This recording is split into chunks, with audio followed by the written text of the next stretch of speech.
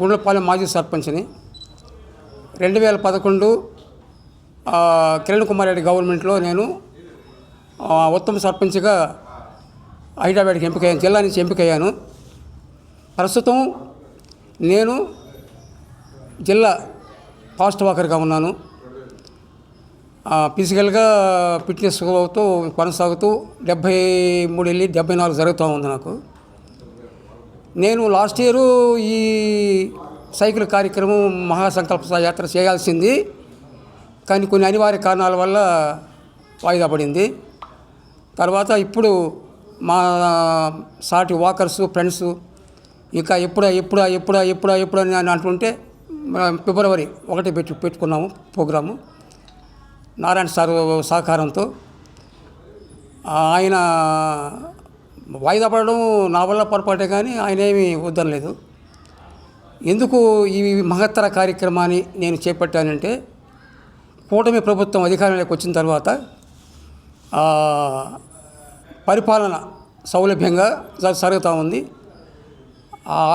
అభివృద్ధి సంక్షేమము జోడు గుర్రాల్లాగా ముందుకు తీసుకెళ్తున్నారు చంద్రబాబు నాయుడు గారు.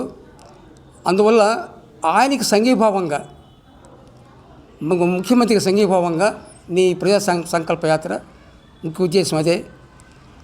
ఇంకా ముందు ఇంకా పరిపాలన బాగా చేస్తారని, మన రాష్ట్రానికి అమరావతి రాజధానిగా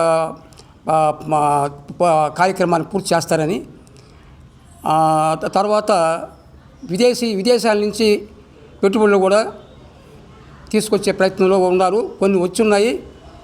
మళ్ళీ వాళ్ళు విరామం లేకుండా లోకేష్ గారు కానీ మన చంద్రబాబు నాయుడు గారు కానీ మళ్ళీ వాళ్ళు అప్పుడప్పుడు క్యాంప్స్ వేస్తూ వస్తున్నారు. కాబట్టి ఈ పరిపాలనలో మన ఆంధ్రప్రదేశ్లో ఇప్పటి వరకు కూడా ఎక్కడైనా సరే అల్లర్లు, గొడవలు, రచ్చలు, రావిళ్ళు, ధర్నాలు చేయడం ఇలాంటివి కార్యక్రమాలు ఏమీ లేవు. నిశ్శబ్దంగా పరిపాలన జరిగిపోతూ ఉంది. కాబట్టి నేను మన ప్రియతమ ముఖ్యమంత్రి చంద్రబాబు నాయుడు గారి సహకారంతో, ఇట్లు నారాయణ సార్ గారి సౌలభ్యంతో నేను ఉండవల్లికి వెళ్ళాలని నిర్ణయించుకున్నాను. అది ఎలా అంటే, నేను మామూలుగా సైకిల్ మీద ఎక్కిన తర్వాత 3 అవర్స్ సైకిల్ దిగను. అప్పటికి 54, 55 గాలి వాటం ఉంటే 60లో కూడా ఉంటాను కిలోమీటర్స్. గాలి వాటం లేకుండా నాకు ఎదురు గాలి ఇస్తే 18 గంటకి 18 చూపిస్తాను. మధ్యాహ్నానికి 6 గంటలకి సైకిల్ ఎక్కితే మధ్యాహ్నం 1 గంటకి 100 కిలోమీటర్లు పూర్తి చేస్తాను. తర్వాత లంచ్ అయిన తర్వాత కొంచెం ఒక 1 అవర్ రెస్ట్ తీసుకొని ఈవినింగ్ కల్లా 6 గంటకల్లా 50 పూర్తి చేస్తాను. అంటే నా టార్గెట్ రోజుకు 150. రేపు ఈ కార్యక్రమంలో 8 గంటలకు పెట్టాము ప్రోగ్రాము.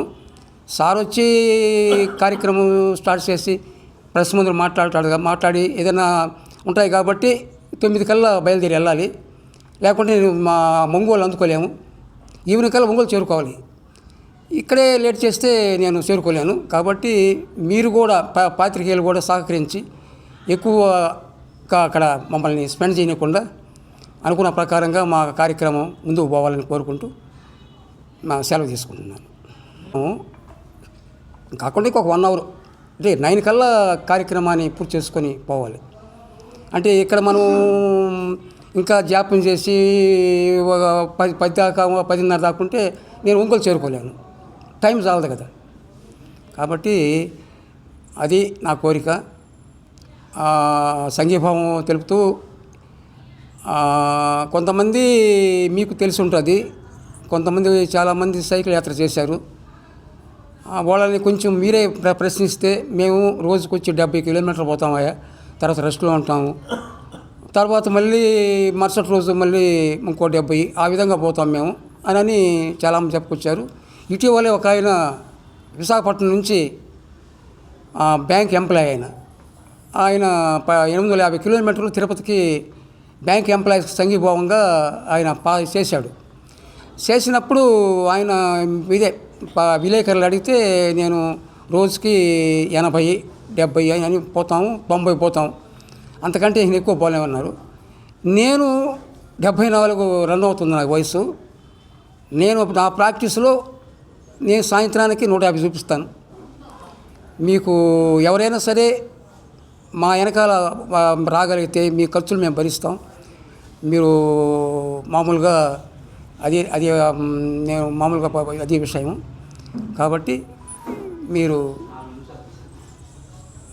ఈ సంఘీభావ యాత్ర కాబట్టి మహాసంకల్ప యాత్ర అంటే దాంట్లో ఈ సీఎం గారికి సంఘీభావం. ఈ నారాయణ సారు సహకారంతో ఆయన ప్రమేయం లేకుండా ఉంటే నాకు హెల్ప్ లేకుంటే నేను చేయలేను. సీఎం గారితో అపాయింట్మెంట్ అంటే అది మాటలు కాదు కదా, అది మామూలుగా జరిగే పనులు కాదు. సార్ గారు ఉన్నారు కాబట్టి నేను పోగలుగుతున్నాను. అన్నం పరబ్రహ్మ స్వరూపం అంటారు, అవునా? అలాంటప్పుడు నేను మా మ్యారేజ్ డేకి పెంచుల కోనలో చేస్తున్నాను. ఇది అన్నదాన కార్యక్రమం. రెండోది మా పంచాయతీ పరిధిలో ఉండే మా గ్రామంలో శ్రీరామనవమికి ఒక 10 సంవత్సరాల నుంచి చేస్తున్నాను. అన్నదానం అంటే చాలా గొప్పది కాబట్టి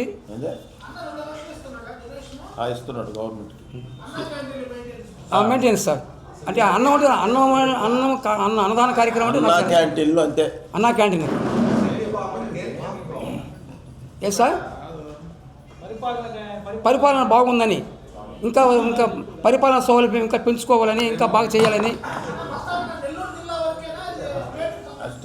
ఏం సార్